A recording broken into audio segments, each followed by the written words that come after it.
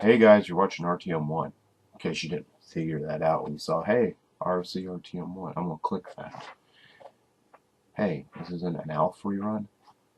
So, as you know, you're watching RTM1. Recent events have happened that made me feel the need to tell you guys a correction of a misdeed on my part that I probably will accidentally continue to do, but at least right now I'm trying to clarify. Last week's RFC proper had the organizers of SharkTicon on, formerly known as Shardicon, because some people in the South misread the way it was spelled into Sharkticon when it's intended to be pronounced Sharkticon, as in the play off of Charlottesville and Sharkticon. And being that's CH, someone like me says Shart instead of Sharkticon. Sharkticon. Turns out it's not about pooping your pants whatsoever. Still gonna go though. So I guess how many people were like, I was like, hey, that's a pretty cool name. They're combining Charlottesville and Sharkticon. They're probably like, oh, it's Sharkticon. It turns out you've been saying sharding convention the entire time, Rob. Yeah, thanks. Now, the thing is, there's some people who aren't going to get it. They're going to show up, and conventions are known for their BO anyway, and now they're just going to, boy, smells like shit up in here.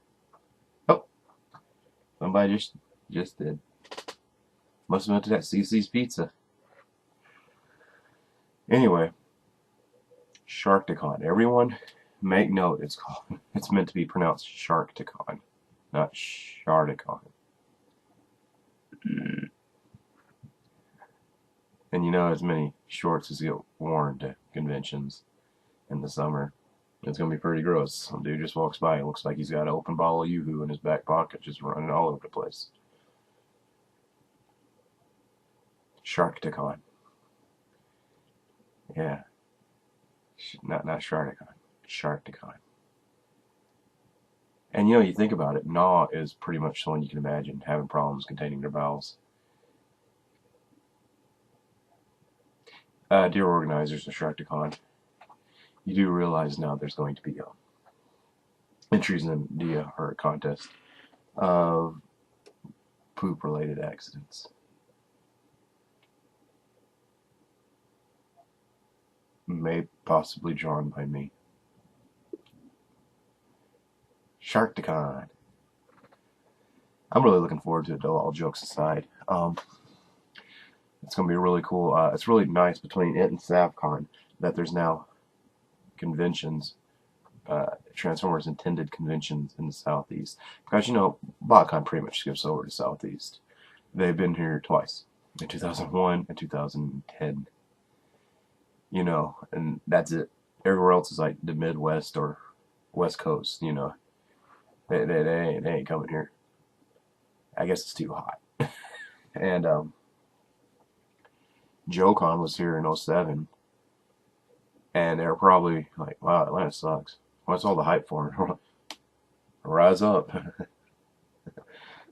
Turds floating down the street, rise up. Atlanta sucks. I'm sorry, that's the truth.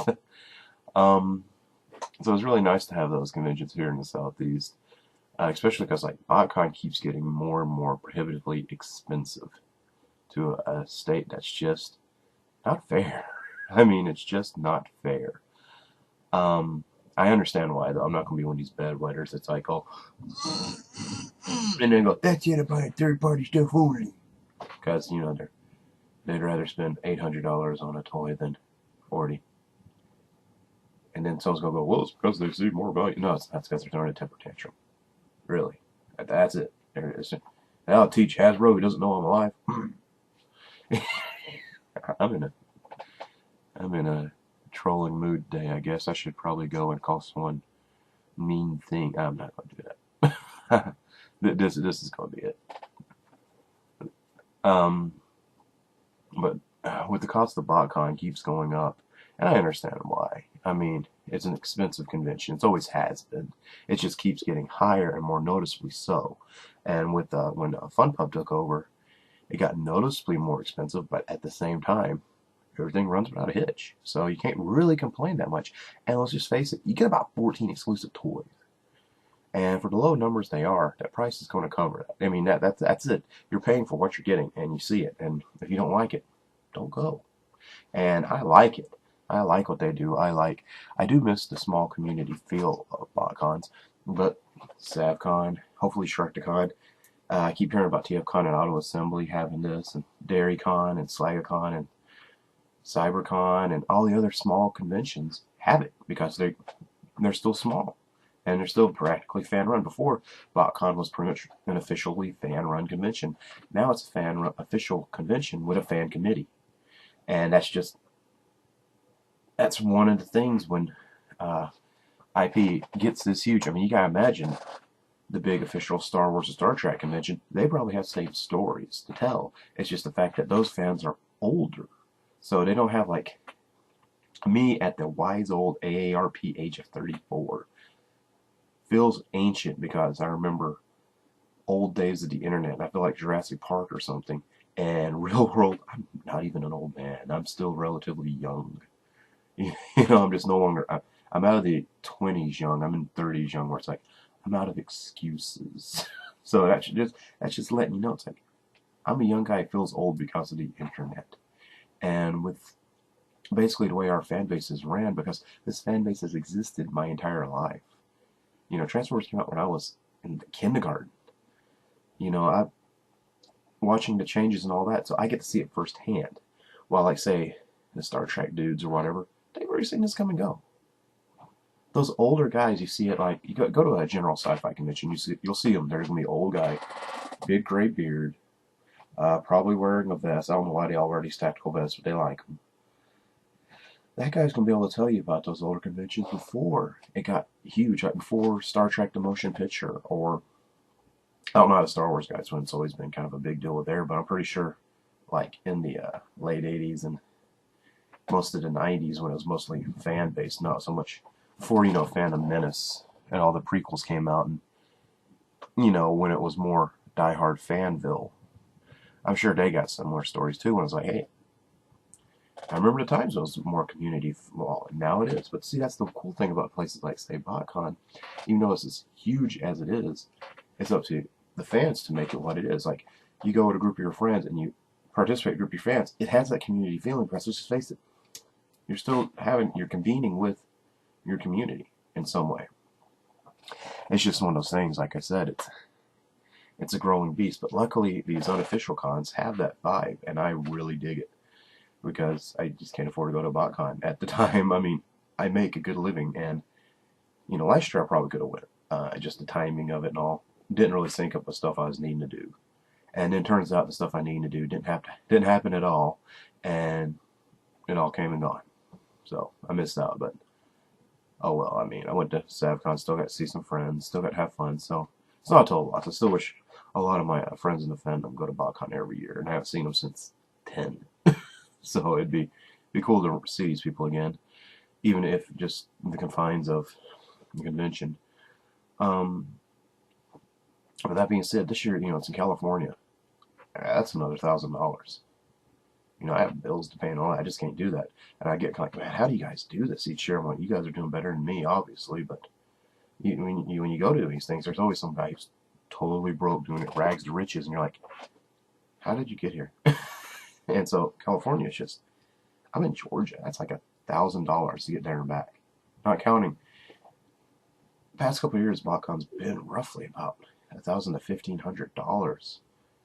With your pre-regging and everything in your hotels and stuff. It just gets where I can't do it. And sadly, too, because I want to go. I want to see. I'm not one of these people that have a chip on their shoulder about the whole thing. It's like, I understand why it keeps getting more expensive. I understand why it keeps getting bigger. I have no problem with it getting bigger. I just wish I could always afford it. But luckily, like I said, Sharktacon here is in August.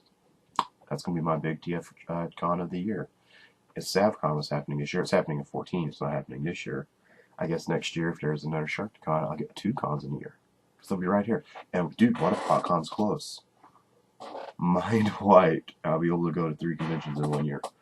Chances are, with 2014 being a movie year, it's probably going to be in California again. And that's okay. I'm really glad it keeps getting bigger and bigger because it's kind of awesome. My only worry is that one day the bubble's going to pop. The reason I say I'm not worried about Transformers going away because really, when has it gone away? An entire year out of 30 years? And let's just face it, that year, they're still available. You know, you get what I'm saying? You can go to Big Lots and get like knockoffs and stuff and other. I mean, you get what I'm saying? And for me, I was in like middle school. Oh, let's just face it. No, the G1, G2 thing, it was everywhere else but America during the time between G1 and G2. And you know what? It was still here. There were still old toys sitting in stores. There were still comics to be found. There was bootlegs of Japanese stuff at Big Lots, and I really wish I would have bought them now because I was like, what's those cool things? You know?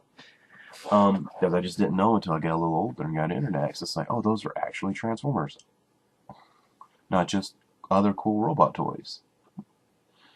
But eventually, if the popularity bubble busts, I hope it doesn't hurt things so much that stores won't be willing to carry the brand.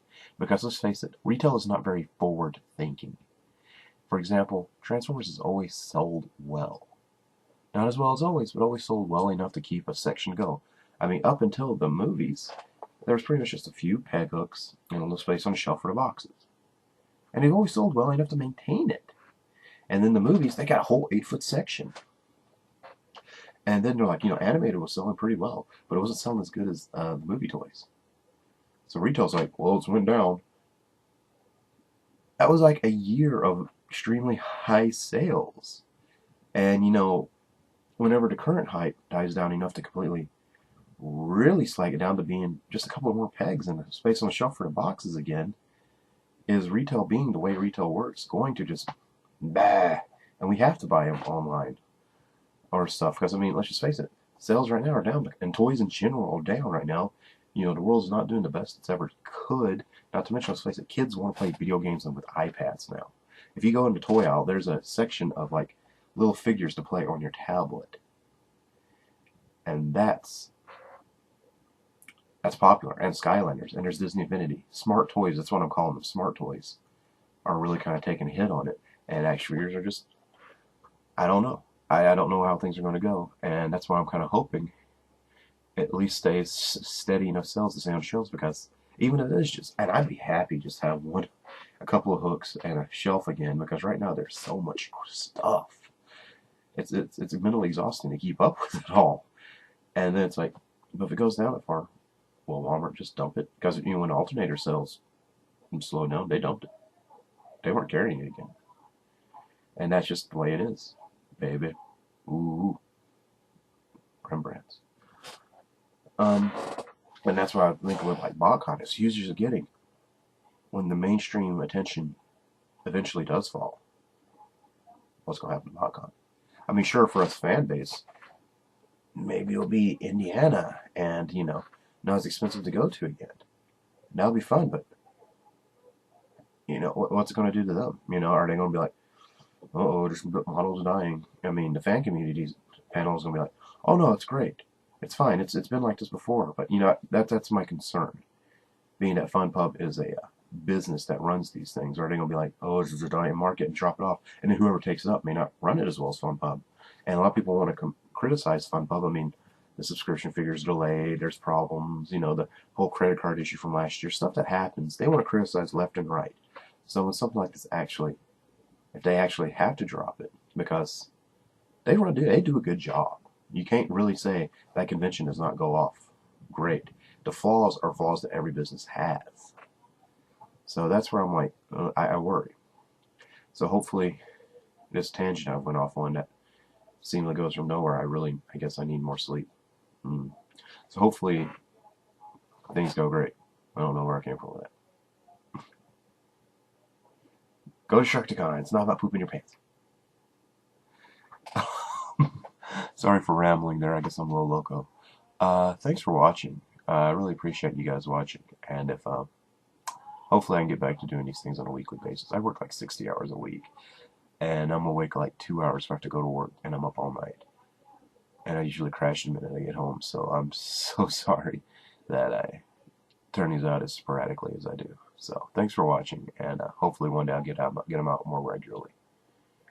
Check out tfradio.net for shows and showtimes. Hola. I said hello.